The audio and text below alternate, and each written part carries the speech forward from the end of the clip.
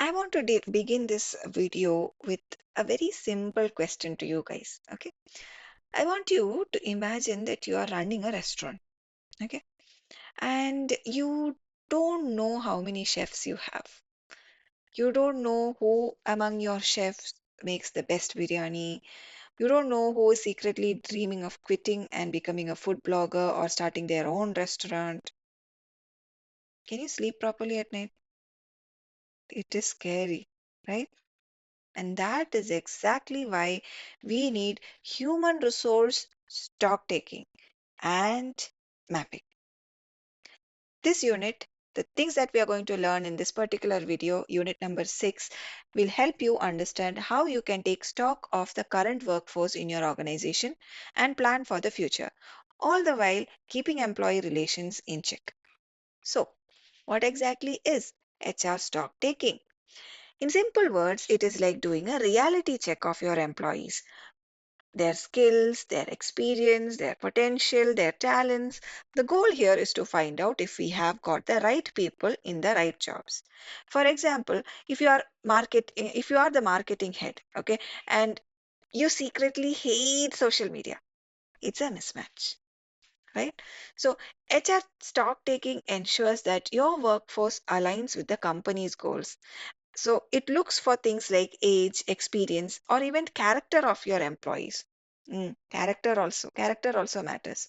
Especially it matters if they are leading teams. But before we jump into the process with a clipboard and checklist, there are a few things that we have to do first. First, you have to ensure, does your HR strategy actually support your business goals? Or is it just floating around like a WhatsApp group forward? Right? Also, we need to know, what roles does the HR department play in all of these things? Are they simply keeping attendance, or are they genuinely building a strategic workforce? And also, we need to know what tasks are being handled by the HR team versus someone in the senior management, because these questions will help us plan better. So that is HR stock taking. It is about assessing your employees' skills. Okay, so that we can ensure that the right people are in the right roles, and these people or their skills, experience, potential, all of this, your HR stock aligns with business goals. Okay, so what affects this HR stock taking? Hmm? Can you think of anything that might affect this HR stock taking process? You can think of many things, right? Internal factors, age, skill, experience affects HR stock taking. External ones also, like market changes, technology, government policies affect HR stock taking, right? Even organizational culture and leadership ideologies also affect. That also matters. If the boss believes in training and development, then you will have a strong HR stock taking process. But if the boss doesn't, then it will be reduced to some attendance management system, right? And also, we can never forget technology. AI tools are here. It is helping, it can help us analyze the workforce data faster, so that you can say, uh, what you can say, you can understand how your employees are there, what you can say, what is the map of the HR that you have right now. What are their skills? What are their weaknesses? All these things. We can use AI. Yeah, there is a point where AI is causing panic, but think of the bright side. Think of how you can make use of that AI from an HR perspective. What is AI good at? It is good at crunching numbers. It is very good at summarizing things. Use it. Use it for making HR stock taking easily, right? Now let us talk about forecasting. Forecasting is not a simple fancy word for planning ahead. Don't think of it like that, okay? If we don't know how many employees we will need for the next year or which departments are likely to grow, then we might end up getting overstaffed, or even worse than overstaffing is understaffed during peak seasons. So, forecasting is something that helps in budgeting, in hiring, and even in avoiding that classic workplace problem. Too much workload, sir. I can't handle this workplace stress. right? So that is forecasting in HR. It helps you plan the workforce needs as well as budgets. Now let us come to HR mapping. What is HR mapping? What is mapping? What do you do when you say that you are making a map of things? You are seeing what fits where, right? So HR mapping is also like that only. You are making a map of your team's strength, talent, and even development areas. So it is like building a talent GPS. You need to know where your people stand now and where they can go in the future. Like, for example, a manufacturing company might map its production team's skills in welding or machine operations, safety practices, and all in order to plan for future expansion. This mapping process typically includes 9 steps, not 10 steps. That was a typo, 9 steps. Okay. From aligning with the organization's mission and planning resources to acquiring talent, managing performance, and following laws. Because no one wants a courtroom notice in HR file, right? Now, let us look at these steps in detail. These are the 9 steps. First step is evaluate objectives. What objectives? How do we evaluate it? What we mean by this first step, called titled evaluate objectives, is we have to identify each department's HR goals. Okay, for each department we need to identify the HR goals. Maybe it is hiring for a particular department, maybe it might be upskilling, or maybe it could even be automation, whatever it is. For each department, identify its HR goals so that they can align with the business needs. Once you evaluate the objectives, you need to develop an understanding of the current workforce, their capabilities, their potentials, and you have to compare this current workforce with the future needs so that you can build an effective HR plan. And how do we build that plan? First, we need to plan based on the available resources, properly manage them, properly schedule their available resources so that you can boost the productivity, performance, and profitability of whatever resources that you have. Current workforce, first utilize them properly. And then, even after properly utilizing the available resources, the current workforce, if you still have a gap, what will you do? You'll go to the fourth step, that is the right talent acquisition. Focus on hiring people. And these people, when you hire people, you don't simply focus on the present needs. Hire people who can also meet your future needs, who can drive a long term company growth. And while you do that, don't forget HR succession planning. That is the fifth step in HR mapping. Prepare employees for key future roles, maybe through targeted development or clear succession goals, whatever it is. You need to have a prepare proper HR succession plan. Acknowledge learning, recognize employees' efforts, motivate them, help them understand performance expectations. Also, while you have to make sure that you are compliant legally.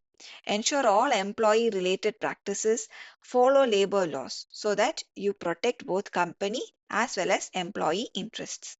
And design an HR management system which can integrate the functions like hiring or training, performance, rewards, all these things that we can see together. We can so that we can get a bigger picture and manage the exit process properly. Handle resignations, retirements, or terminations smoothly with proper documentation as well as clearance. So these are the 9 steps of HR mapping.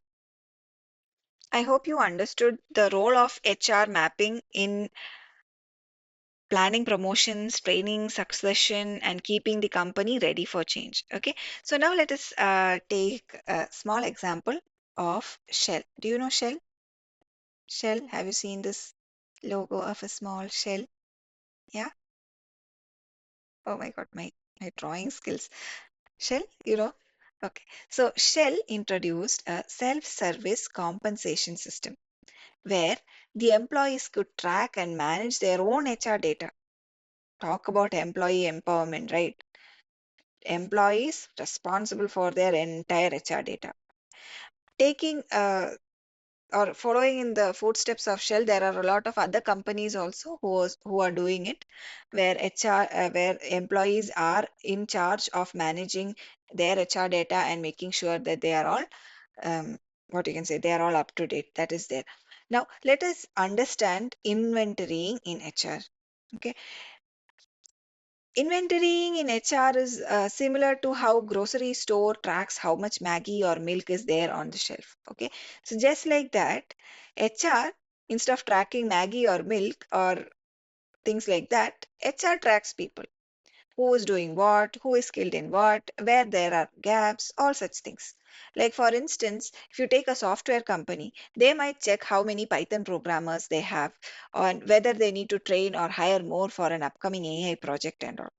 So, this is how organizations maintain a balance between the current and future needs. So, HR mapping is also deeply linked to industrial relations. You know how? Industrial relations, think trade unions and things like that. HR mapping is deeply linked to them, because when people know what their roles are and that their roles are valued, that is when growth is possible. That is when communication becomes transparent. And that is when you'll have better relationship between your employees and employers. With proper industrial relationships that is made possible with HR mapping, you can reduce conflict, increase productivity, and bring peace. Just like chai after a long meeting. Ah, sandosham, right? Now, we saw how manpower mapping is like matching, is like something like a matchmaking thing, right? Finding the right person for the right job at the right time, shadi.com, right? So, it helps managers plan, allocate resources smartly, and motivate employees by placing them where they can shine. Correct. Plus, what it does, plus it can also help companies prepare for the growth or diversification. So it is not just about hiring new people. Please don't think like that. It is also about using the existing talent wisely. That is why we saw it was one of the steps in HR mapping also, how we can properly manage the existing resources, right? So that is how companies stay competitive and agile. Only then it can stay competitive and agile. Without knowing what people we have, if we keep on hiring new people and firing the existing ones, it's not going to have a good impact on you, right? It's not going to give you a good image in the market. Now, from an HRM, let's say scholarship perspective, no. Before that, I want you to look at the some of the coordinates of HR mapping. So, when you talk about coordinates of HR mapping, what we are really talking about is the building blocks of this whole HR mapping process. So, how does it start? Everything starts by knowing what is there, knowing what the company's vision is, what is the HR policy of the company. And then once you know that, we can plan. We can plan for succession, we can plan for training, talent acquisition, how we can manage the performance of the existing employees, and we can also ensure the legal compliance. So these coordinates or these building blocks of HR mapping ensures that the HR efforts are not something that is done randomly, but something that is done quite systematically and is aligned to the strategy. Now let us look at HRM from a scholarship perspective. So HR mapping is a very foundational concept. Okay, it is not just simply an operational task, but rather it is a more of like a strategic tool, I can say. Scholars emphasize that HR mapping has to align or aligns the HR planning with the business goals. We've always said that the HR has to align with business, HR strategies have to align with business goals, all those things. How do we do that alignment? HR mapping is one of the ways by which we actually do such an alignment. With HR mapping, HR teams can make decisions that are not simply reactive but also proactive. So, talking about employee relations, right? These are affected by sociological factors like the culture, the beliefs, psychological ones also, like job satisfaction, recognition, economic realities like wage, job security. All these things affect employee relations. We know that we have seen it in industrial relations. Similarly, leadership style, work environment, organization, culture, all these things also play a big role in uh, industrial relationships. That is the relationship between the employees and employers. In India, take for instance, even the presence or absence of trade unions can impact industrial peace. So, keeping employee relations healthy is like maintaining a good marriage, right? It needs effort, it needs communication, it also needs trust.